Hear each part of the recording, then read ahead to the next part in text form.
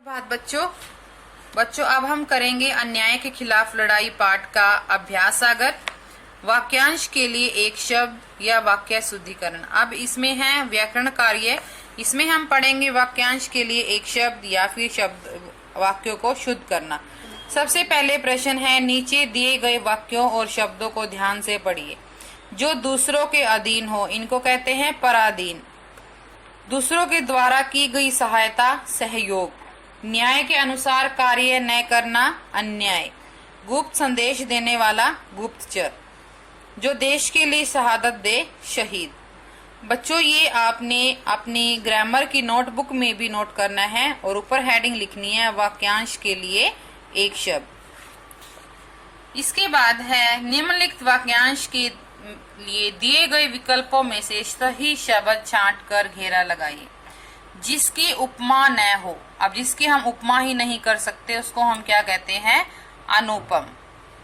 जिसका अंत न हो अनंत। जो कहा न जा सके अकथनीय। अच्छे आचरण वाला सदाचारी। आगे है निम्नलिखित शब्दों के लिए दिए गए विकल्पों में से उचित वाक्यांश पर सही का निशान लगाइए। अब आपके सामने एक शब्द के लिए 4 ऑप्शन हैं, जैसे अविश्वसनीय। अविश्वसनीय किसको बोलते हैं? जिसका विश्वास ना किया जा सके। यथाशक्ति। यथाशक्ति होता है शक्ति के अनुसार। आगे है शरणार्थी। शरणार्थी किसको बोलते हैं? जो शरण में आ गया हो। अल्पाहारी। जो कम खाता हो। अतुलनीय। जिसकी तुलना न की जा सके। मोटे काले शब्दों के स्थान पर वर्ग पहेली में से उपयुक्त शब्द छांटकर वाक्य में लिखिए। अब आपके सामने ये जो बोल्ड अक्षर दिखाई दे रहे हैं इनकी जगह आपने कोई एक शब्द बनाना है। ऊपर कही गई बात। अब ऊपर कही गई बात को हम क्या बोलते हैं? उपरयुक्त। देखने योग्य दर्शनीय। जो शरण में आया हो शरणागत। सीता चित्रकूट में पत्तों की बनी कुटिया। पत्तों की बनी कुटिया को हम क्या कहते हैं? पर्णकुटी। क्षण भर में नष्ट होने वाला क्षणभंगुर। ये भी आपके वाक्यांश के लिए एक शब्द हैं। ये एग्जाम में किसी भी तरीके से आ सकते हैं। ये ऐसे भी आ सकते हैं कि ऊपर कही गई बात किस को क्या कहते हैं, या जो स्थान देखने योग्य हो उसको क्या कहते हैं। जो शरण में आया हुआ है वो कौन है? पत्तों की बनी कुटिया पर्णकुटी। ये भी आपके वाक्यांश के लिए एक शब्द है। तो आगे है निम्नलिखित वाक्य में आए मोटे काले शब्दों के लिए दिए गए विकल्पों में से उचित स्थान शब्द चुनकर रिक्त स्थान में भरिए। उसकी बात का कोई उत्तर न दे सका। सब डैश हो गए। क्या हो गए? निरुत्तर, क्योंकि उनके पास उत्तर नहीं था। जो आकाश में विचरने वाला नभचर। ये भी वाक्यांश के लिए एक शब्द है। इस संस्थान में छात्रों के रहने का स्थान। छात्रों के रहने के स्थान को हम क्या बोलते हैं? छात्रावास। जो कम खाता हो अल्पाहारी। आगे है वाक्यांश के लिए एक शब्द। जिसका भाग्य अनुकूल न हो दुर्भाग्यशाली। मर्जी के अनुसार मन मर्जी। विशाल हृदय वाला उदार हृदय। जिसका कोई अपराध न हो निरपराध। अनुकरण करने योग्य अनुकरणीय। जो दूसरे को अनुकरण करता है फॉलो करता है उसको बोलते हैं अनुकरणीय। आगे है आपके सामने कुछ वाक्य दे रखे हैं। इन वाक्यों में से कोई एक शब्द जो है अशुद्ध है और आपने सही करके वाक्य को दोबारा लिखना है। कल माताजी आ रहे हैं। अब माताजी आ रहे हैं इसको शुद्ध कैसे करेंगे? कल माताजी आ रही हैं। मैं आपका दर्शन करने आया है। नहीं, मैं आपका दर्शन करने आया हूँ। अनेक को स्त्री पुरुष वहां आए थे। अनेकों की जगह हमने क्या लिखना है? अनेक। दुष्टों के भय से डरो मत। दुष्टों से डरो मत, क्योंकि भय और डरने का सेम ही यहाँ पर अर्थ आ गया है। उसे लगभग पूरे अंक प्राप्त हुए। अब यहाँ पर एक शब्द आना चाहिए, या तो लगभग या फिर पूरे। तो हम क्या लिखेंगे? उसे पूरे अंक प्राप्त हुए, क्योंकि जब पूरे का जिक्र आ जाता है तो लगभग की कोई स्थान ही नहीं रह जाता। लगभग हम वहां लगाते हैं जब हमें नहीं पता होता कि कितने अंक हुए। करीम देखने गया है सिनेमा। करीम सिनेमा देखने गया है। एक गीतों की पुस्तक ला दीजिए। एक गीतों की तो होती नहीं, गीतों की एक पुस्तक ला दीजिए। कृपया हमारी बात सुनने की कृपा सुने। अब 2 बार कृपा है, लेकिन हम क्या करेंगे, कृपया हमारी बात सुने। यहाँ ताजा फलों का रस मिलता है, यहाँ फलों का ताजा रस मिलता है।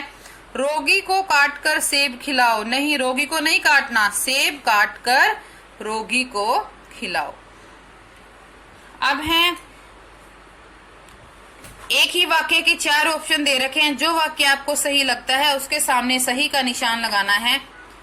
जैसे यहाँ लोग ईमानदार और उदार रहते हैं, ईमानदार उदार लोग यहाँ रहते हैं, यहाँ ईमानदार और उदार लोग रहते हैं। ये 3rd वाला ऑप्शन है, ये सही है। आपने खुद से इसको रीड करना है और जो सही आपको लगता है उस पर आपने निशान लगा देना है। 2nd में है नेताजी भाषण दे रहे हैं, ये सही है। 3rd में है अपने राष्ट्र में भ्रष्टाचार देखकर मुझे बड़ा दुख होता है, उसकी आवाज सुनाई पड़ी। इसके बाद है यह घटना उस समय की है जब मैं 10 वर्ष का था। इसके बाद है तत्सम और तद्भव रूप। हमारे सामने शब्द दे रखे हैं, हमें पता लगाना है कौन सा तत्सम शब्द है। अगर तत्सम है तो उसको तद्भव बना देना है, तद्भव है तो तत्सम बना देना है। ये आपने 7th क्लास में भी किए थे अच्छे से। जैसे ग्राम शब्द है, ये शब्द कौन सा है, तत्सम है, तो इसका हमने तद्भव बना देना है गांव। आम का तद्भव शब्द है तो तत्सम बना देना इसको आम्र। कर्म काम, गृह घर, सात, ये तद्भव शब्द है तो तत्सम बनाने के लिए इसको हम लिखेंगे सब। इसके बाद है नीचे दिए गए वाक्यों में उचित विराम चिन्ह लगाइए। स्वतंत्रता दिवस हमारा जन्म सिद्ध अधिकार है। यहाँ पर दिवस वैसे गलत है, स्वतंत्रता हमारा जन्म सिद्ध अधिकार है। यहाँ पर हमने पूर्ण विराम लगा देना है। छी तुमने तो नाम ही डुबो दिया, यहाँ डुबो दिया के बाद हमने पूर्ण विराम लगाना है। गणतंत्र दिवस की परेड में बच्चे कोमा अल्प विराम, स्त्री पुरुष के बीच में हमने योजक चिन्ह लगाना है। सभी एकत्रित हुए के बाद हमने पूर्ण विराम लगाना है। माता जी बोली अल्प विराम, क्योंकि माता जी ने कोई बात बोली है, कोई वाक्य बोला है, तो हमने इसको दोहरा उद्धरण चिन्ह में बंद कर देना है, क्योंकि उनकी कही गई बात है। वह ईमानदार है, मैं नहीं मान सकता। इस पंक्ति को आपने दोहरा उद्धरण चिन्ह में बंद कर देना है। ईमानदार के बाद आपने अल्प विराम लगाना है। लड़का भाग गया, अब आपने वचन बदलने हैं, एक वचन से बहुवचन बनाने हैं, जो बहुवचन है उनसे एक वचन बनाने हैं। तो लड़का भाग गया, इसका बहुवचन बनेगा लड़के भाग गए। बालिकाओं ने अच्छे गीत सुनाए, तो यहाँ पर पहले ही बहुवचन है तो आपने इसका एक वचन बनाना है। बालिका ने अच्छा गीत सुनाया। मंच पर लड़की नाच रही है, लड़की का बहुवचन बनेगा लड़कियां। रहा है रहे हैं। उपवन में फूल खिलता है, खिलता है का क्या करेंगे, खिलते हैं। अब है क्रिया विशेषण। आपने भेद क्रिया विशेषण शब्दों को छांटकर उसका भेद लिखना है।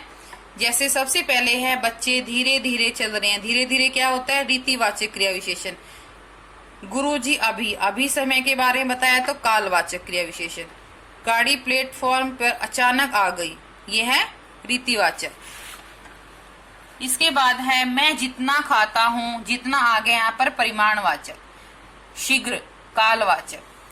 अब है आपने अनुस्वार और अनुनासिक शब्द है आपके सामने, उसके अनुसार आपने चिन्ह लगा देना है, कहाँ पर अनुस्वार लगेगा और कहाँ पर अनुनासिक लगेगा। इसके बाद एक पत्र है, ये अनौपचारिक पत्र है। कोया आदिवासियों ने जिस तरह से अन्याय के खिलाफ लड़ाई की उस बारे में बताते हुए अपने मित्र को पत्र लिखो।